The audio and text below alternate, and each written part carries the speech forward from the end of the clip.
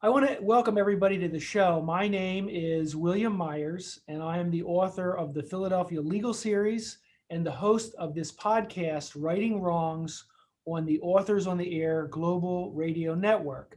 Today, I have the honor of talking with Lee Goldberg, who is a #1 New York Times best-selling author of 30 novels.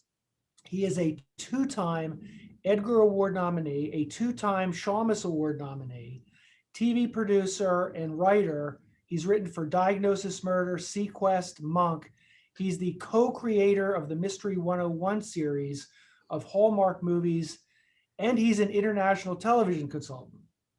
We're going to talk about Lee's career, about writing, and about his book, his latest book, Bone Canyon, which is the sequel to Lost Hills, which features the protagonist, Ronan, who I think is going to become an iconic protagonist. Lee, welcome to the show. Thank you. This is a big relief. When I heard a lawyer want to talk to me, I was certain it's going to be a deposition. So now I can relax and just be myself and don't feel vulnerable without having legal counsel with me. Don't worry about it. Just let me know where you want me to send the bill. Okay. So it seems like you've had your hand in just about everything. Why don't you start out by telling us how you got into it, how you got into TV writing, how you got into novel writing? Well, there's a long story. I'll just tell you a short version. My mother was a feature writer for the Contra Costa Times in Northern California, and my father was the anchor man on KPIX, the CBS affiliate. And he always talked like this. Even in casual conversation, he always talked like he was on camera and had the same insincere smile on his face that I have right now. So television and writing were always integral parts of my life, even growing up. I was never intimidated by either industry and found a way to sort of drive a path in the middle. Worked in TV and worked in books. I put myself through school as a freelance writer, writing for the Los Angeles Times, American Film, San Francisco Chronicle, Playgirl, anybody who would take my stuff. And because my dad had that anchorman voice, I was able to fake my voice on phone interviews. So people didn't know I was 17 years old, 16 years old. And while I was in college at UCLA, I befriended a professor who wrote thrillers for Pinnacle Books, very Robert Ludlum-like thrillers that were very successful. And they came to him and asked him if he'd write a men's action adventure series. Okay. And he said he wasn't hungry enough, stupid enough, or desperate enough to write a book like that. They had titles like The Executioner, The Destroyer, The Defecator, The Drooler. You found them at finer 7-Elevens and gas stations around the country, particularly in the South. But he said he knew somebody who was, and he recommended me. And I knew Lee Goldberg wasn't a real action-packed name. So I came up with the pseudonym Ian for Ian Fleming, and Ludlow, so I'd be on the shelf next to Robert Ludlum, the biggest selling author in America at the time. And my first book, 357 Vigilante, that came out while I was still a college student, was a huge success. New World Pictures bought the movie rights, hired me to write the script, and my career was born. I'm going to move my head, and you can see the original painting for one of those Vigilante novels. Very cool. Painting, the upper part, the guy with the gun always stayed the same, but they repainted the bottom portion to reflect whatever was happening in the book.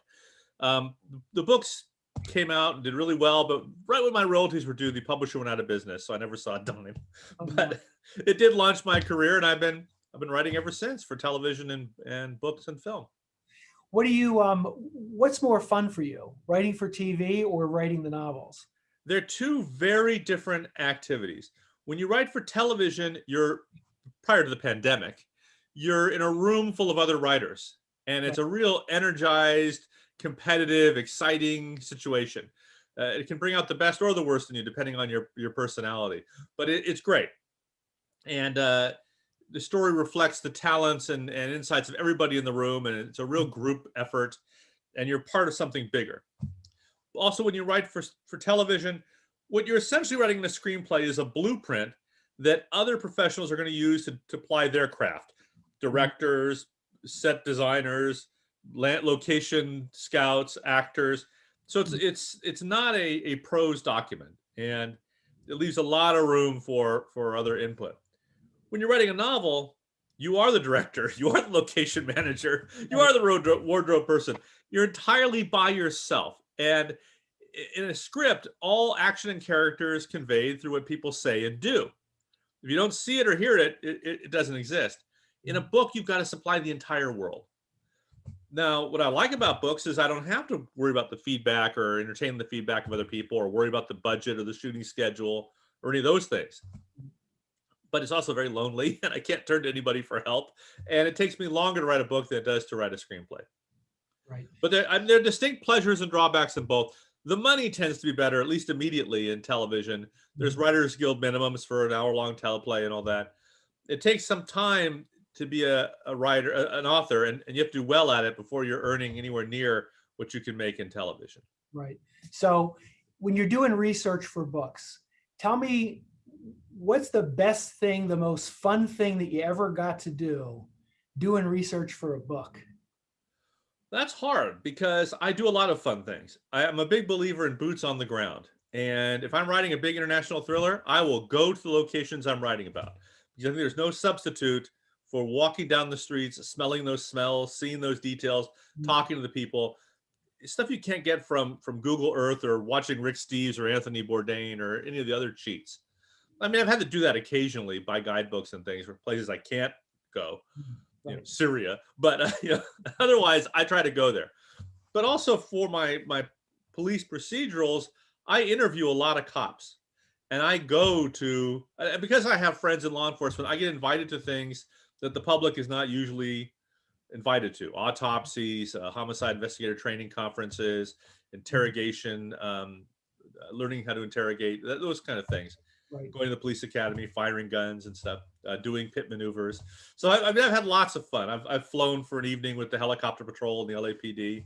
Oh, very cool. It just gives you insights. The danger when you do that kind of research, whether you're flying to distant locations or taking part in a homicide conference or observing an autopsy, is the inclination to want to prove you've done all the research, to put on the page all these details so the reader will know you were there.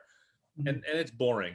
And all I'm looking for is to find the one key fact, the one piece of reality that I can use to ground my story in some sort of believability, and I make up the rest. I don't feel a need, and I also believe all the stuff I do for research will inform what my characters say and do. I don't need to show off. There are authors who just go into unbelievable detail about the murder book and what color the section dividers are and what font they're using, and I mean, it's stuff that doesn't matter, doesn't move the story forward or reveal character. Would you have made a good cop? I'm sorry? Would you have made a good cop? No. I'm a terrible liar. I'm fat and slovenly. I couldn't really chase after anybody. I'm a coward. In fact, that question sort of informed my book, True Fiction, which is about a guy who writes thrillers who ends up having to do what his characters would do and discovers the big difference between making this crap up and having to live it. Right. Whose name, by the way, is Ian Ludlow. Yeah, I love that series. Absolutely love that series. Oh, thank you. So let me talk about Eve Ronan and Bone Canyon. Lost Hills was the first book, and Eve Ronan is the youngest homicide detective in LA County Sheriff's Department, and she has a colorful story for how that happened. And can you share that with us without a spoiler? No, I signed a non-disclosure agreement with my publisher. Of course I can share it with you. Eve Ronan was a mere deputy, and she was off duty riding her bike in the Santa Monica Mountains when she saw a Hollywood movie star beating the crap out of his girlfriend. And she basically interceded and took this guy down. But she did it in front of an audience, so to speak, a bunch of people with phones. And her takedown of this Hollywood star, who was the lead in the Jason Bourne type movies, right, went viral. And overnight, she was this media sensation at a time when the Los Angeles County Sheriff's Department was besieged with scandal. They needed some positive news. And they wanted to keep moving her to the front of the news cycle. So they ended up promoting her to homicide. And it's a job she wants, but frankly doesn't have the experience or the qualifications for. So she finds herself set up for failure. Her fellow cops don't like her there. She knows in her heart she doesn't have the experience. So she's constantly having to prove herself, and the media is watching her. Right. So there are high expectations all the way around, and she catches in the first book a case that would that would tax even the most experienced homicide detective. And while she makes lots of mistakes, and makes lots of mistakes in the new book, Bone Canyon, she still has an innate skill. Maybe it's rough. Maybe she hasn't learned from experience yet, but she does have the instincts. And despite her own naivete and inexperience, she does manage to do the job. Now, one of the things that comes up in Bone Canyon, she's being hounded by her parents who were in the industry to help create a TV show based around her. What is her view of the industry? Well, she's seen how the industry chews up. I mean, you can't really live in the Los Angeles area and not have some relationship with the entertainment industry. This is a company town, and just about everybody has 1 or 2 or 3 degrees of separation from a television show or a movie. Plus, the entire city is a soundstage. All of our streets, they're shooting on all the time. And you drive by buildings, and a hotel that in Woodland Hills has been FBI headquarters, it's been hospitals, it's been in every TV show. So we're living every day, all of us here in LA, in a fantasy world. But she's also seen how Hollywood can grind people up and how Hollywood can take advantage of people. So her father was a journeyman television director and not a swell guy. And she has seen how he's used people to further his career. And her mother has been sort of on the periphery of Hollywood. She's been a Hollywood extra. Those are the people you see in the background walking and talking while silently walking and talking while the heroes are having their conversation. They're basically set dressing that with a heartbeat. And her mom has been striving to become an actor, and Eve knows it's never going to happen. Yeah. So she has a love-hate relationship. Not love. She has a hate relationship with Hollywood. On the other hand, her deft manipulation of the media got her the job she has now.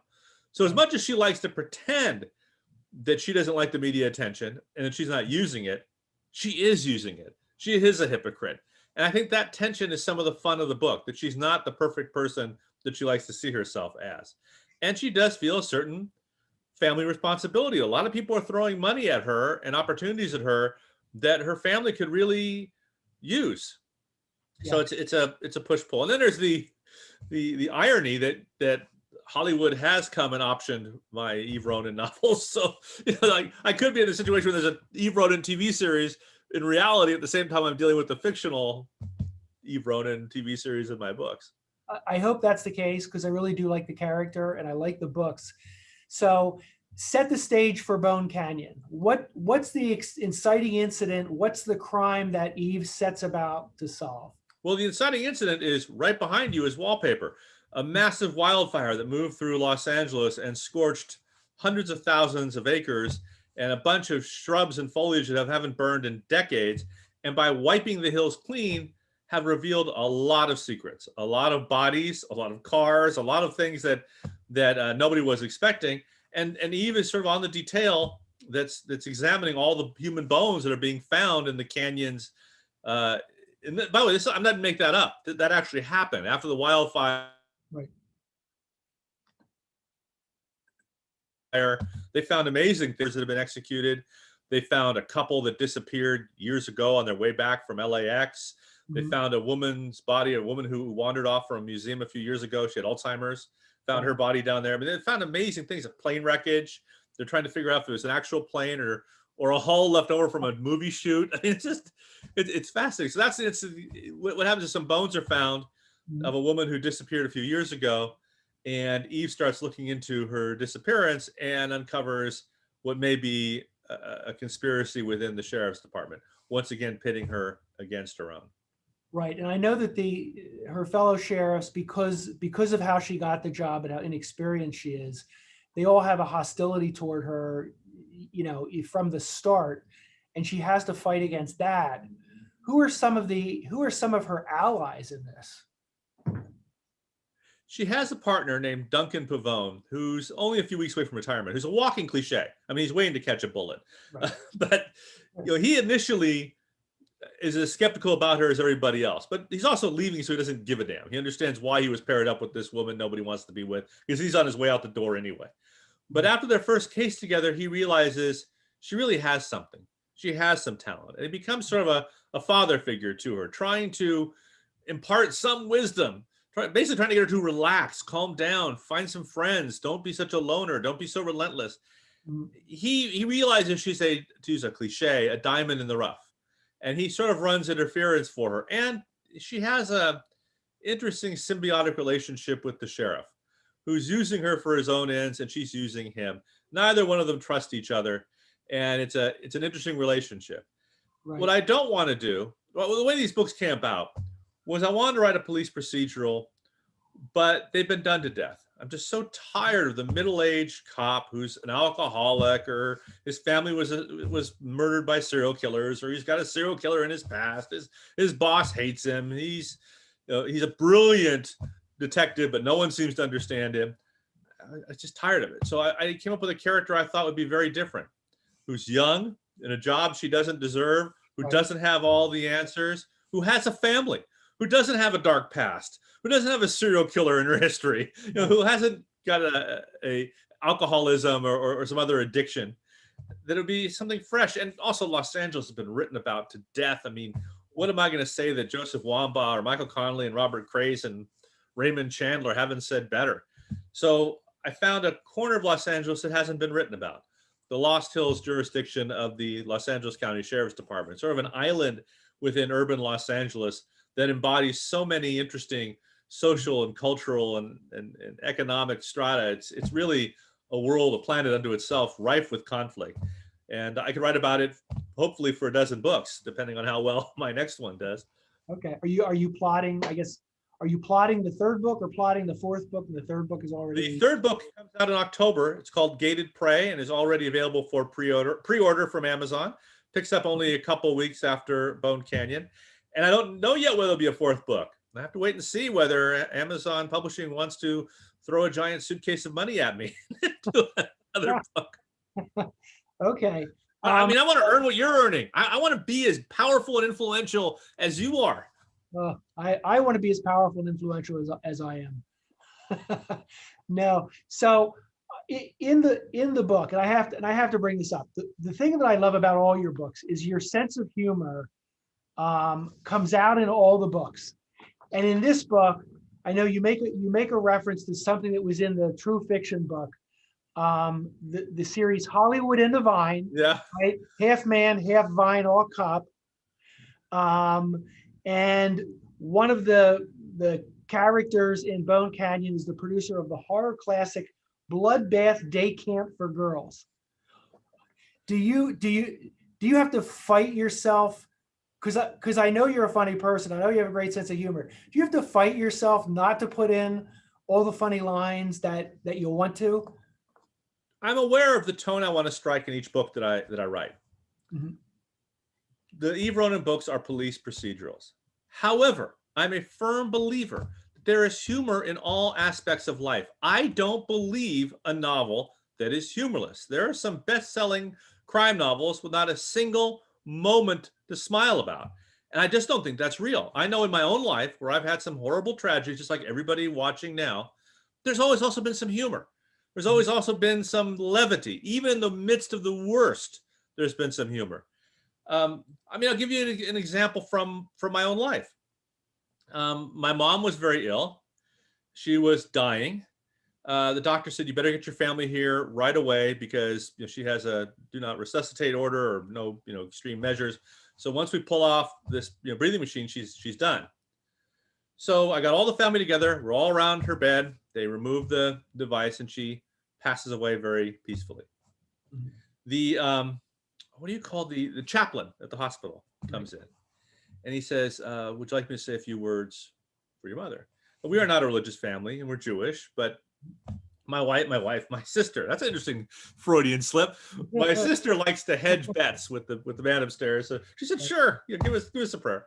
So he came out and he did his thing. He said, his stuff and it was sweet and fine. And when he was done, he said, how was that? And my sister said, it was very nice. Thank you. And he goes, yes.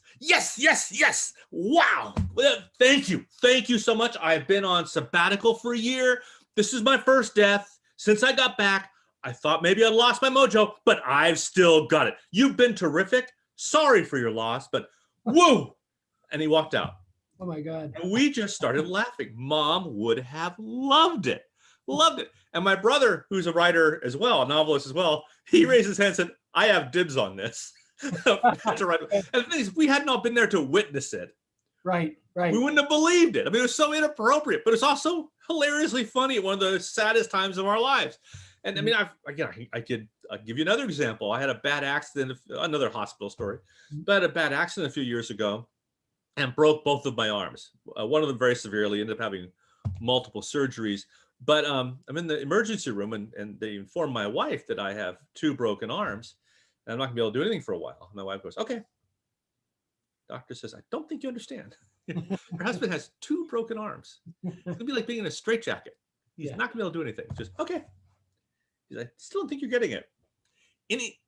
Anything you could do with your hands and arms, he's not going to be able to do for a while.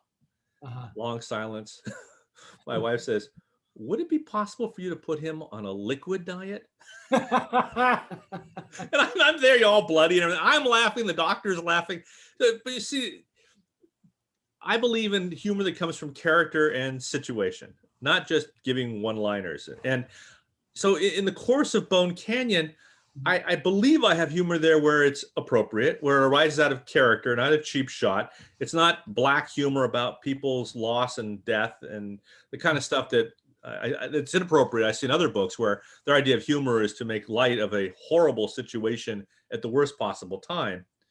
I just believe that everybody's life has humor in it every single day, good or bad. And I try to reflect that in Bone Canyon. True Fiction, my thriller about the writer who writes thrillers and becomes one, that takes place in a world that I like to call heightened reality. So I have broader characters, more jokes, but there's still a level of reality to it so that you buy into it. Another good example is I worked for years on the TV show Monk. Right. A detective with an obsessive compulsive disorder. I also wrote 15 Monk novels. And the key to that character, the key to why it worked, because it easily could have become Inspector Clouseau or Maxwell Smart. But the reason it didn't is because he had an innate sadness, an innate tragedy. You really cared about this man. He wasn't a cartoon character. So it was humor, but also a lot of sentimentality and heartbreak and loss. So the humor became real. It was a reflection of his difficulty dealing with a world that terrified him, but that he had to confront anyway and was courageously doing, and at the same time was bringing out his masterful abilities at deduction and being able to see details and solve crimes. That his greatest weakness is also his greatest strength. So by having that underlying level of truth and never losing the humanity of the character, you could get away with all that humor. It never became slapstick. Right. So let me get back to Eve Ronan then. What do you think Eve Ronan's core weakness is, if she has one? Or what do you think her core strength is? Her core strength is also her core weakness, and that's her tenacity, her relentless devotion to doing her job. It gives her a tunnel vision. It's also self-destructive. Once she gets on a case, everything else goes by the wayside. And you might be able to pull that off when you're in your early 20s, but it's going to eat you alive. But also blinds her to things that are right in front of her. She makes some big mistakes, and there's a human cost in Bone Canyon. Right. And I want her to keep making mistakes, to be honest with you. I think for me, the fun is in having a character who's not perfect. She's not Harry Bosch or John Rebus or these cops who know how good they are, and everybody else just doesn't understand how good they are. She doesn't have that experience to draw upon. And she knows her successes have also come with a lot of luck. Yet she does have a keen eye for detail. And she does see things that other people don't see by virtue of her lack of experience. She's not burdened by what cops might call their situational common sense. She comes into it fresh. She's a virgin at every crime scene.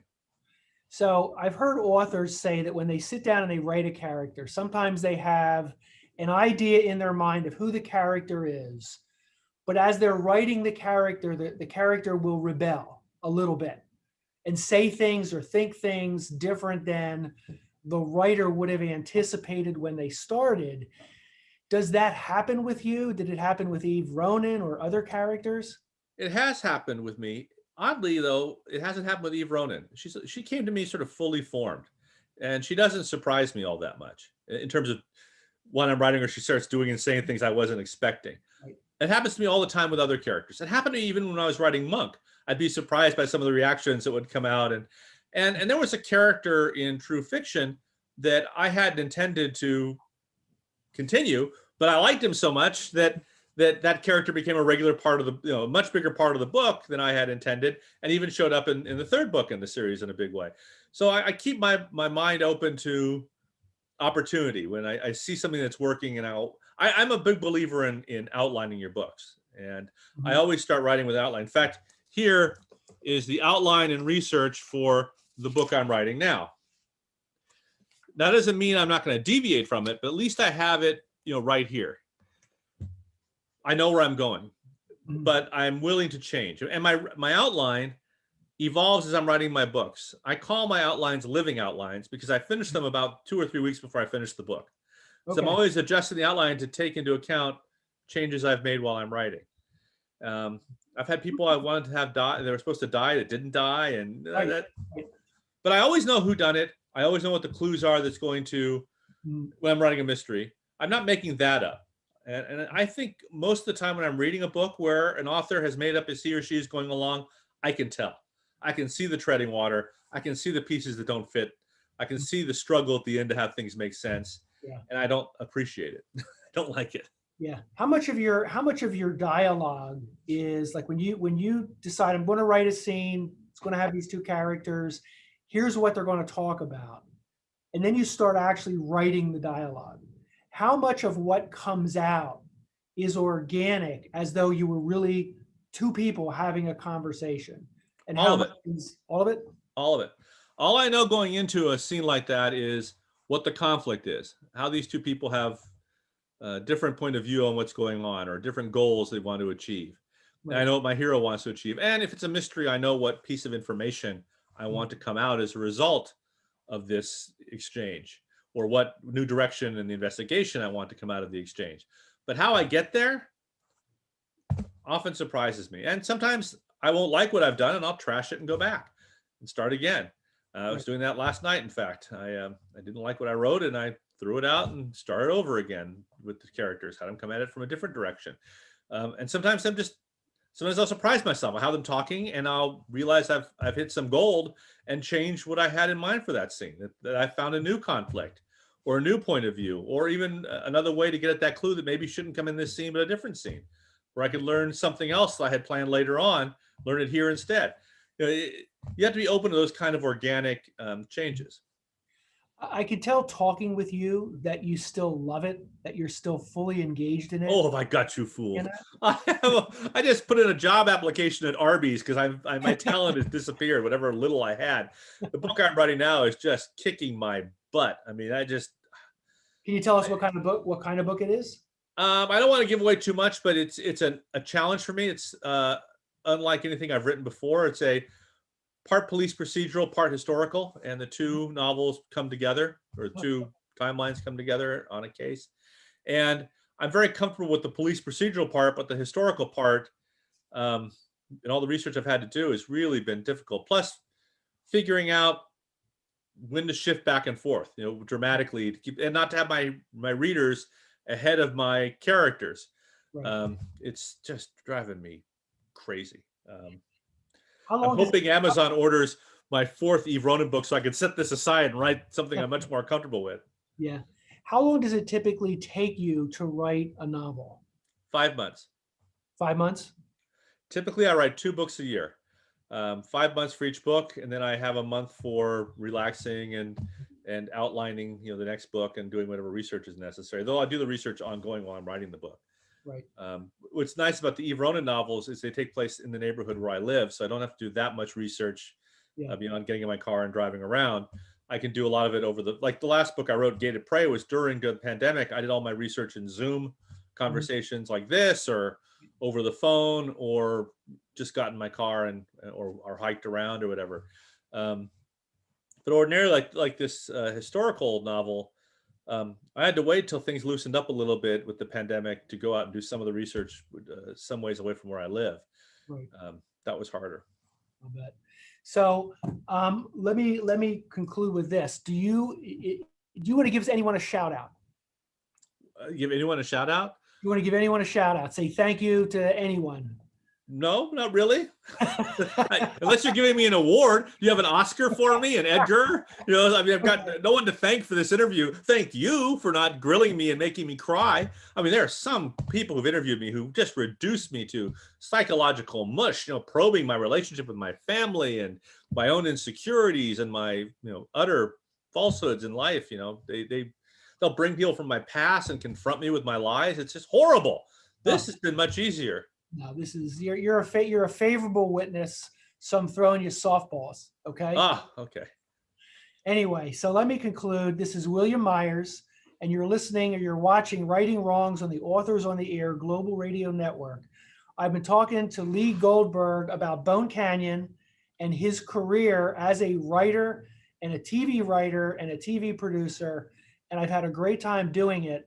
Lee, do you want to offer up your social media credentials? Yeah, I'm very, very hard to find on social media. I'm at leegoldberg.com, and I'm at Lee Goldberg on Twitter, and I'm at Lee Goldberg on Facebook. The only place I'm not at is William Myers. There you go. And that's where I am. You can look me up at www. William L. Myers Jr. Lee, thank you. Thank you for this conversation. My pleasure. Had a great time.